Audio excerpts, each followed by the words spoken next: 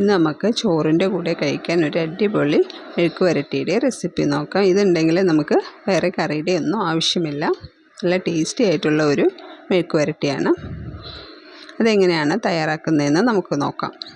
അതിനുവേണ്ടി ആദ്യം ഞാനൊരു ചീനച്ചട്ടിയാണ് അടുപ്പത്ത് വെച്ചിട്ടുള്ളത്. അതിലേക്ക് വെളിച്ചെണ്ണയാണ് ഒഴിച്ചു കൊടുക്കുന്നത്. ഒരു 2 ടേബിൾ സ്പൂൺ വെളിച്ചെണ്ണ ഒഴിച്ചു കൊടുക്കാം. അതിലേക്ക് എണ്ണ നന്നായി ചൂടായി വരുമ്പോൾ കുറച്ച് കടുക് ചേർത്ത് കൊടുക്കാം.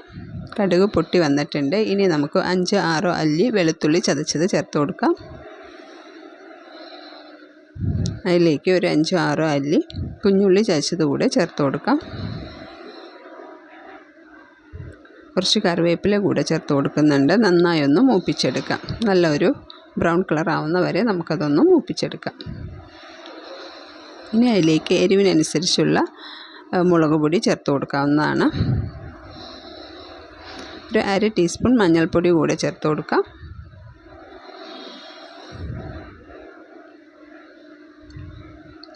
മഞ്ഞൾപ്പൊടി കൂടെ ചേർത്ത് നന്നായി ഒന്ന് ഇളക്കി കൊടുക്കണം. കരിഞ്ഞു പോവാതെ നന്നായി ഒന്ന് ഇളക്കി കൊടുക്കാം. അതിനുശേഷം നമ്മൾ ചെറുതായി അരിഞ്ഞു വെച്ചിട്ടുള്ള പപ്പായ വെള്ളമെല്ലാം വാർത്തെടുത്ത ശേഷം നമുക്കതിലേക്ക് ഇട്ട് കൊടുക്കാം. ഒട്ടും വെള്ളം നമ്മൾ ചേർക്കാതെയാണ് ഉണ്ടാക്കുന്നത്. അത്യാവശ്യം നല്ലപോലെ മൂത്ത് വന്ന പപ്പായയാണ് നമ്മൾ എടുത്തിട്ടുള്ളത്. അതുകൂടെ ചേർത്ത് നന്നായി ഒന്ന് ഇളക്കി യോജിപ്പിച്ച് കൊടുക്കാം.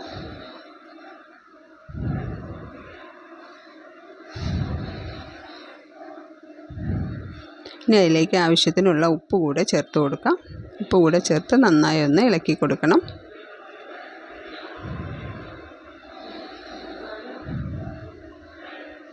നന്നായി ഇളക്കി കൊടുത്ത ശേഷം നമുക്ക് വെള്ളം ഒട്ടും നമ്മൾ ചേർത്തിട്ടില്ല. അതുകൊണ്ട് ഇടയ്ക്കിടയ്ക്ക് ഇളക്കി കൊടുക്കണം. അടി പിടിക്കാതെ നമുക്ക് ഇളക്കി കൊടുത്തുകൊണ്ടിരിക്കാം. ഇനി നമുക്കതൊന്ന് അടച്ച് വെച്ച് വേവിച്ചെടുക്കാം. ചെറിയ ഫ്ലെയിമിലിട്ട് നമുക്കൊന്ന് ഒരു 5 മിനിറ്റ് ഒന്ന് അടച്ച് വെച്ച് വേവിക്കാം. അപ്പോൾ നമ്മുടെ പപ്പായ മെഴുക്ക് വരട്ടി ഏകദേശം റെഡി ആയിട്ടുണ്ട്. ഒന്നുകൂടെ നമുക്ക് നന്നായി ഒന്ന് ഇളക്കി കൊടുക്കാം.